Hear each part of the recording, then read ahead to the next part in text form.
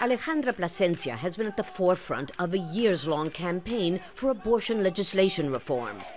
4 years ago, she discovered that the long-awaited child she was carrying had a severe congenital malformation called anencephaly, a condition in which a large part of the skull and the brain is absent. El conflicto interno. I don't wish the internal, physical, emotional and psychological conflict on anyone. Everything in your body says you are pregnant, and yet you will never have the child. And because of Chile's total ban on abortion, she had to go to Cuba to terminate the pregnancy. No había opción. But now Chilean women will have an option.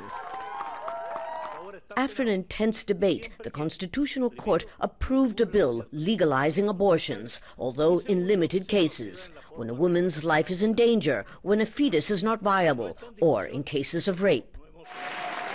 It's a major victory for Chile's socialist President Michelle Bachelet, a staunch proponent of women's reproductive rights. Although 70% of Chileans supported the law, conservative politicians had led a fierce opposition campaign.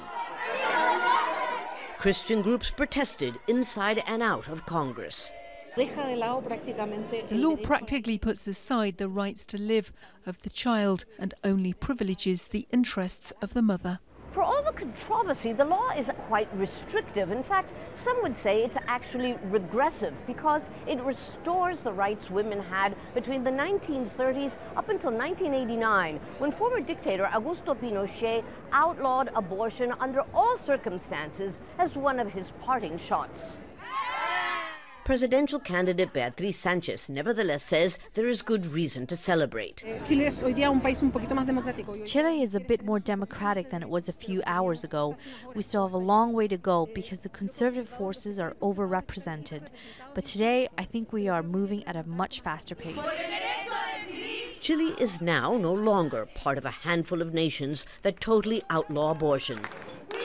For Alejandra Placencia, it has been a day long in coming. Lucia, Newman, Jazeera, Santiago.